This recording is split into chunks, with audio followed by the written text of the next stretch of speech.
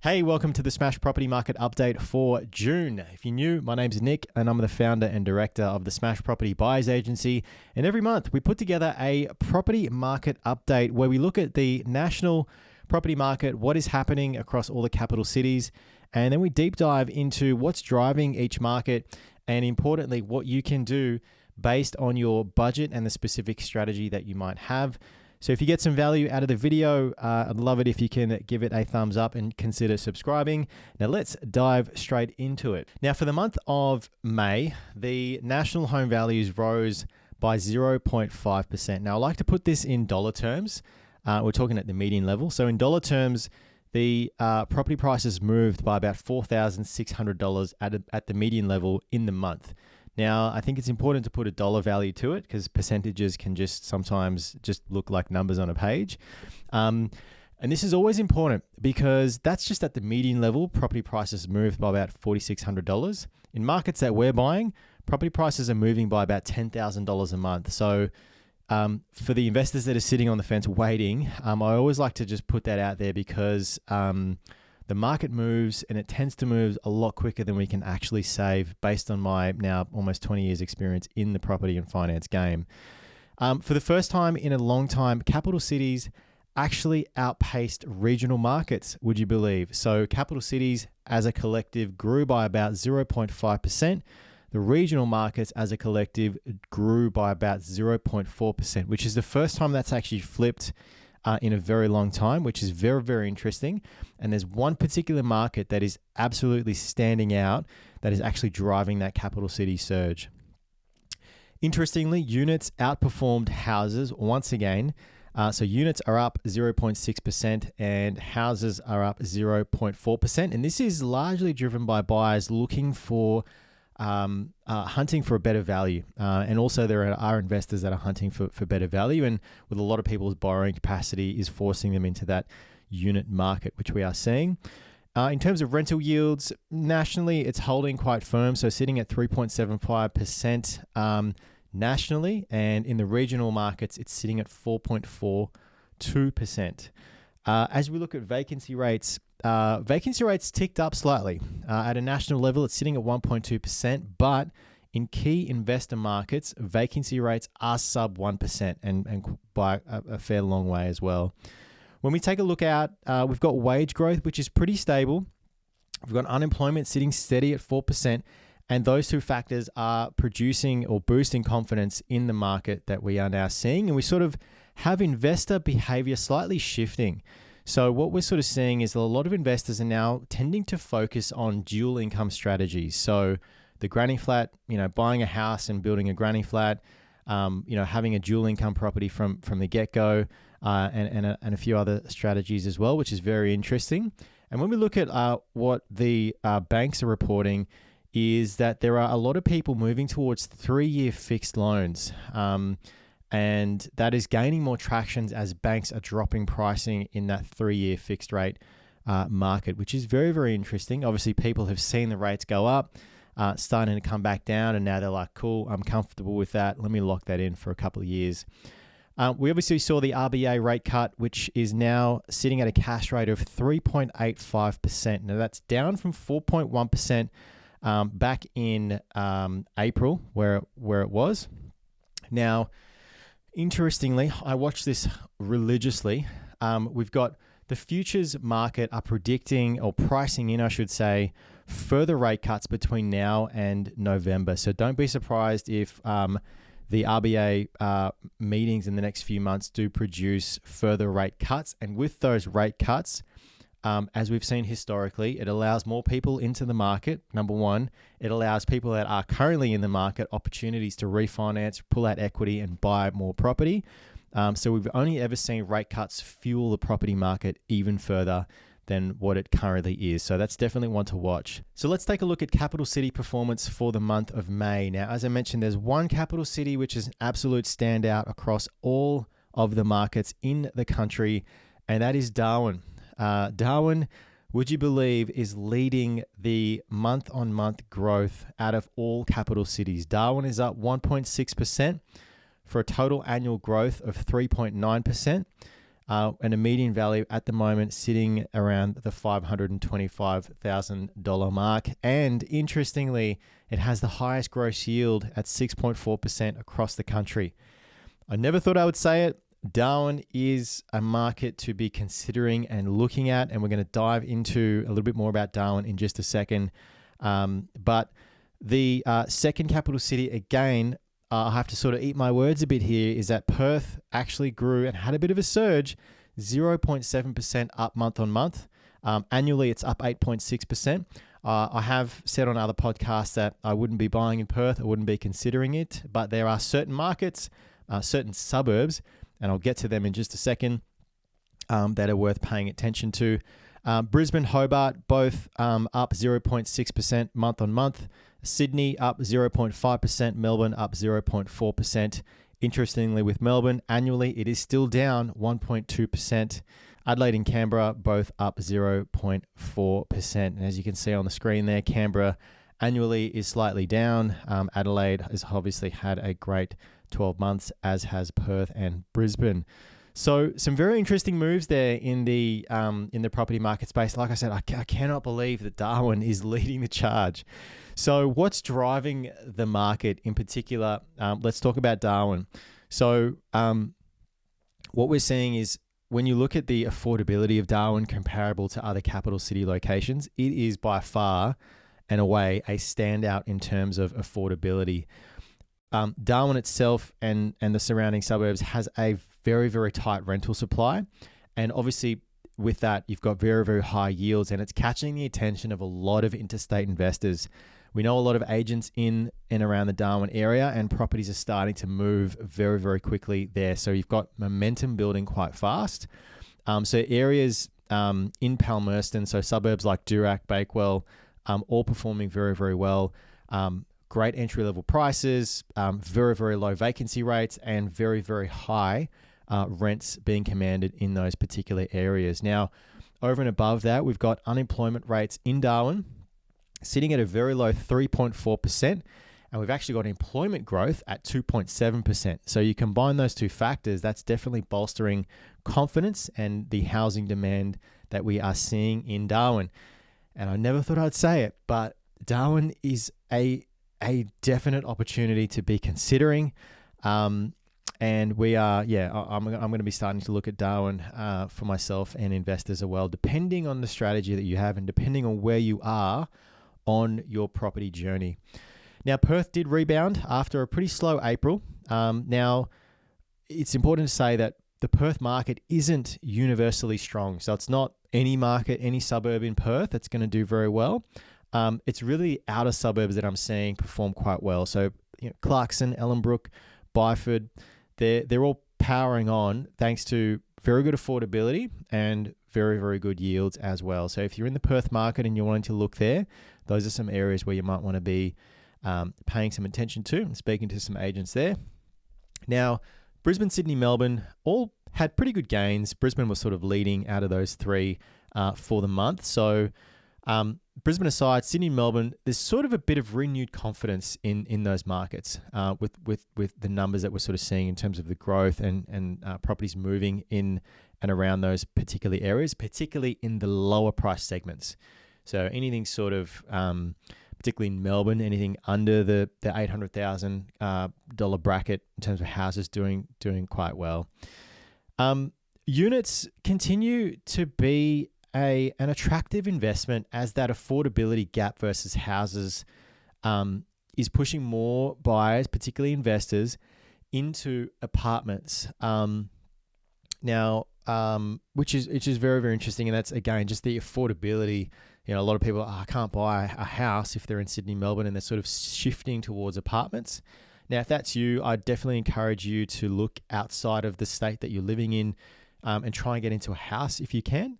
But obviously, if the budget doesn't allow, then yes, we want to look at units in capital city locations, which we are seeing perform quite well.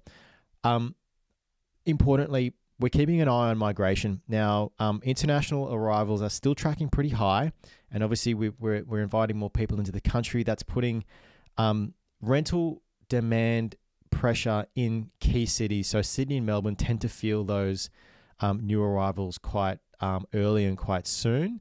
And then there's sort of like a bit of a lag, and then other larger regional centres and other capital cities then start to feel that long after, Sydney and Melbourne have.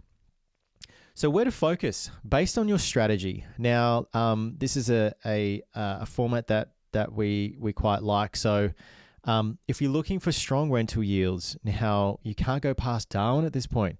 There's not too many times where you get good growth potential with a very, very good yield in a capital city location. So this is definitely one to watch. It's the national leader in growth and yield as it stands right now, and it's got very, very low vacancy rates of sub 1%. So Darwin, particularly the Palmerston region, is definitely one to watch if you're looking for strong yields and you're looking for a bit of a speculative growth play. And I say speculative because Darwin traditionally hasn't been a high growth market. And this is probably a good example of, the data doesn't, historical information doesn't give us a direct link to where future prices might go. And this is a good example of that. Again, if you're looking for strong yields, the Queensland market in general, so leave Brisbane out of this conversation for a second, but regional Queensland markets, townhouses and units are performing very, very well. If you're after a very good yield, townhouses and units in regional locations, for example, Mackay, performing very well. If you're looking for a good yield, I highly recommend looking in those particular areas, paying attention to body corporate / strata fees in these particular markets. But there are some great properties I've seen, very, very low body corporate fees and very, very high rents. Melbourne Metro units, again, if you're looking for yield, they are very, very low entry point, high yielding and reasonably investor friendly. That's definitely an area to look as well. And select Perth suburbs are giving that yields of sort of 5% and higher. I always butcher the Perth suburb names. So Seville Grove, Clarkson, Gosnells, Wellard, Ellenbrook and Byford generally have some pretty good yields in those particular markets. Be selective when you're in Perth is all I would say about that. Now, if you've got a budget that is in and around the 500K or less, here are some markets that you might want to be looking at. Now, Mildura in Victoria is a regional growth hub. It's got a reasonably diverse economy and some pretty strong infrastructure investments, and you can get a very decent freestanding house for well under $500,000 right now. So definitely pay attention to that market if you're in the sort of sub 500K and you want to get into Victoria. Rockhampton for under 500K or in and around the 500K. Now, Rocky, once upon a time, not so long ago, had property prices in around the 200-300K mark. We've seen a lot of investors reap the reward of that. However, I know it's had a lot of growth. I still am a big advocate for the area. It's still affordable. Rents are climbing and there are some massive projects underway. Not to mention its diverse economy really driving a lot of employment opportunities, employment bringing people into the area, putting pressure on rents in particular, and obviously house prices. And we are seeing prices move further. Be cautious. I would not be buying in Rockhampton anything over 550. There are other markets we can look at for that. Again, budget under 500K, probably not for too much longer though. Palmerston region in Darwin, so on the southern side of Darwin. It's got pretty good buyer interest. It's got very limited stock. And if you get in quick, you can probably get something in and around the 500K mark. But as each day goes on, that's getting further and further away. Burnie in Tasmania, another good market. Burnie has an expanding port. There's a bit of a renewable energy focus in that particular market. Still very affordable property with also very, very good yields as well. Burnie is definitely one to look out for in Tasmania. And if, again, you're looking for Victoria, the outer Melbourne suburbs are looking quite strong as well. So Melton South, Werribee, Sunbury, be careful. The numbers that what we're looking at here is just the data, right? There are also demographics that we need to pay attention to as well. Some areas are going to be quite rough. So this is where doing proper due diligence and understanding crime rates of the area, vacancy rates of the area, housing commission in and around the suburbs or the property that you're looking at, all very important, with things like just having a look at the neighboring properties and how things are kept in the area is all very, very important. this is a good example of the data telling one part of the story, and the due diligence and people telling the rest of the story. So be cautious. Make sure you don't just go off data. You want to be looking at all these other things as well. Now, if you've got a budget of around the 800K mark or more, the Southeast Queensland, I mentioned it last month, but it still proves to be very, very good in the sense of growth potential. Very, very strong owner-occupier appeal. There's a lot of rental pressure there, and it remains and has been for a long time, but in my opinion, still is a great market if you've got the budget of sort of the 800K mark. Or if you were looking for a different area, different state, the Adelaide's inner north, so Campbelltown, Prospect, Lightsview, all showing good signs for the 800K budgets. Now, markets to watch cautiously. So again, strong results from a data point of view doesn't always mean that there are strong investment prospects, because often by the time we see it in the data, the market's already done its run, right? So we want to buy, as and when the market is rising, not after it's already risen. So these markets are where you need to be a little bit more selective, and if you are set on these markets, maybe have a bit of a rethink to your strategy. So I mentioned Perth and the outer suburbs of Perth doing okay, but the Perth metro area, the momentum that we've had, and I mentioned it in other monthly updates, it is fading, and it is continue to fade. It's more the outer suburbs that are really uplifting the growth that we're seeing in Perth as a whole. So be cautious in the Perth metro area. The Sydney middle ring, Parramatta, Bankstown, and parts of the inner west are stagnating. So days on market starting to extend further, price discounting starting to minimize as well. And Hobart. So Hobart, as you can see in the data, had a bit of a patchy growth. There's lower, not many listings that are coming up, and there's a softening demand. That's general early signs of indication of a market just starting to flatline and maybe sort of come back a little bit. And Brisbane CBD units. So Fortitude Valley, South Brisbane, Brisbane City. There's a big investor presence, and it's almost I would say a bit of an oversupply risk and overly saturated with investors in those inner Brisbane CBD units. Outside of that, though, on the outer rings, units, townhouses, different story. But CBD units, definitely want to be cautious about, particularly those high-rise apartments. We never recommend buying those as investors, even though the yields might look quite attractive. So overall, my take on the current state of the property market is that, in my opinion, the RBA does seem that it is done with interest rate hikes. We've got inflation that is cooling, and you've got buyers cautiously stepping back into the market as they see these rates start to come back down. The sentiment and confidence starts to improve a little bit. And in my opinion, we are going to see another little growth run in select markets, and probably markets that we might not have expected traditionally to do quite well. So here's what I'm focused on, and what I'm watching over the next few weeks and months as things progress. The Northern Territory, it's a top performer for yield, and it's got a lot of growth momentum. We've got a lot of investors overlooking the the Northern Territory market.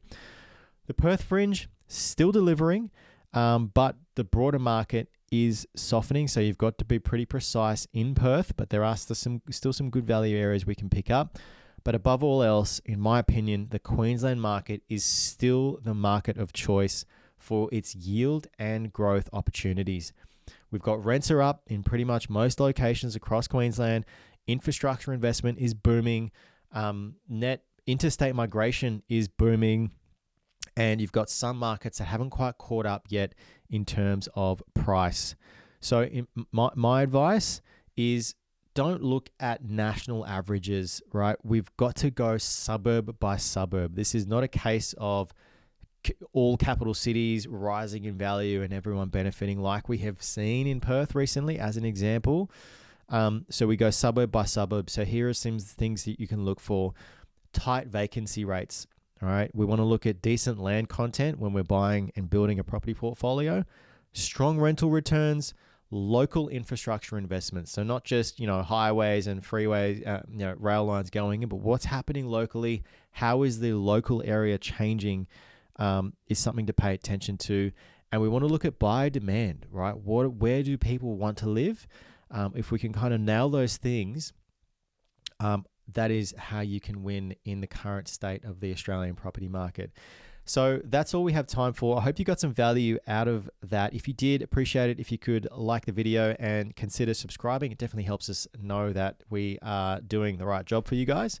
And as always, if you need help building your property portfolio, reach out to us. The links to get in touch with us are in the description below. Or if you feel like picking up the phone, give us a buzz, 0452 046 274. Happy to have a chat and point you in the right direction. Until next time, thank you so much for watching. We'll catch you soon.